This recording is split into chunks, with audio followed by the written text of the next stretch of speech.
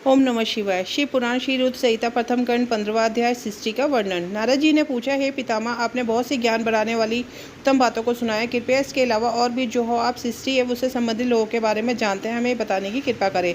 ब्रह्मा जी बोले, मुने हमें आदेश देकर जब महादेव जी अंतर्धान हो गए तो मैं उनकी आज्ञा का पालन करते हुए ध्यानमग्न होकर अपने कर्तव्यों के विषय में सोचने लगा। उस समय भगवान श्री हरि विष्णु से ज्ञान प्राप्त कर मैंने सृष्टि की रचना करने का निश्चय किया। भगवान विष्णु मुझे आवश्यक उपदेश देकर वहां से चले गए। भगवान शिव की कृपा से ब्रह्मांड से बाहर बैकुंठ धाम में जा पहुंचे और वहीं निवास करने लगे। सृष्टि की रचना करने के उद्देश्य से मैंने भगवान शिव और विष्णु का स्मरण करके जल को हाथ में लेकर ऊपर की ओर उछाला। इससे वहां एक अंड प्रकट हुआ जो 24 तत्वों का समूह कहा जाता है। वह विराट आकार वाला अंड जड़ रूप में था। उसे चेतनता प्राप्त दान करने हेतु मैं कठोर तप करने लगा और 12 वर्षों तक तप करता रहा। तब श्री हरि विष्णु स्वयं प्रकट हुए, प्रसन्नता पूर्वक बोले। श्री विष्णु ने कहा, ब्राह्मण, मैं तुम पर प्रसन्न हूँ, जो इच्छा हो वह वर मांग लो। भगवान शिव की कृपा से मैं सब कुछ देने में समर्थ हूँ। ब्रह्मा बोले, महाभाग, आपने मुझ पर बड़ी कृपा की है। भगवान शंकर ने मुझे आपके हाथों में सौंप दिया। आपको मैं नमस्कार करता हूँ। कृपा कर इस विराट 24 तत्वों से बने अंड को चेतना प्रदान कीजिए। मेरे ऐसा कहने पर श्री विष्णु ने अनंत रूप धारण कर अंड में प्रवेश किया। उस समय उनके सहसों मस्तक, सहस आंखें और सहस पैर थे।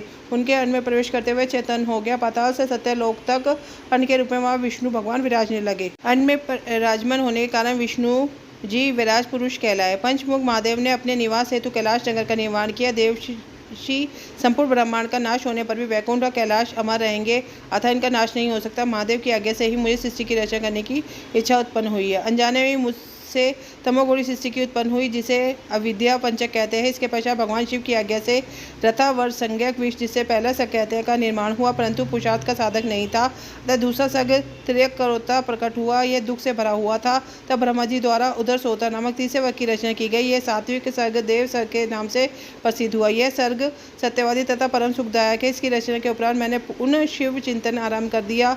तब एक रजोगुणी सृष्टि का आरंभ हुआ जो अवाक श्रोता नाम से विख्यात हुआ। इसके बाद मैंने 5 विकृत सृष्टि और 3 प्रकट सर्गों को जन्म दिया। पहला महतत्व, दूसरा भूतो, तीसरा वैकारिक सर्ग है। इसके अलावा 5 विकृत सर्ग है। दोनों को मिलाकर कुल 8 सर्ग होते हैं। नवस कुमार सर्ग है, जिनसे सनंतर कुमारों की रचना हुई है। सनत आदि मेरे 4 मानस पुत्र है, जो ब्रह्मा के समान है। वह महान व्रत का पालन करने वाले हैं। वह संसार से विमुख एक ज्ञानी है।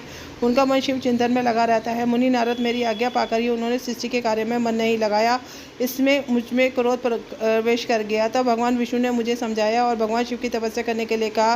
मेरी घोर तपस्या से मेरी भवनाग के मध्य भाग से महेश्वर की 3 मूर्तियां प्रकट हुई, जो पूर्णार्थ, सर्वेश्वर एवं दयासागर थी, और भगवान शिव का अर्धनारीश्वर प्रकट रूप प्रकट हुआ।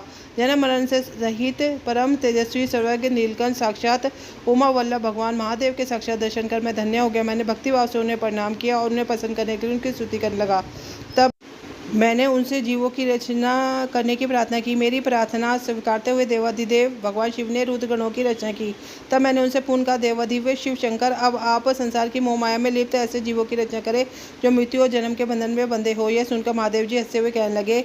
शिवजी ने कहा, हे ब्रह्मा, मैं जन्म और मृत्यु के भैंस में लिप्त जीवों की रचना नहीं करूँगा, क्योंकि वह जीव संसार रूपी बंधन में बंधे होने के कारण दुखों से युक्त होंगे। मैं सिर्फ उनका उद्धार करूँगा, उन्हें परम ज्ञान प्रदान कर उनके ज्ञान का विकास करूँगा। हे प्रजापते, इन जीवों की रचना आप करें। मोह माया के बंधनों में बंधे इस प्रकार के जीवों की सृष्टि करने पर भी आप इस माया में नहीं बंधेंगे। मुझसे इस प्रकार का कहकर महादेव शिव शंकर अपने पार्षदों के साथ वहां से अंतर्धान हो गए। इसी के साथ श्री रुद्र संहिता का प्रथम खंड का 15वां अध्याय सृष्टि का वर्णन पूर्ण होता है। ओम नमो पार्वती पते नमः। हर हर महादेव।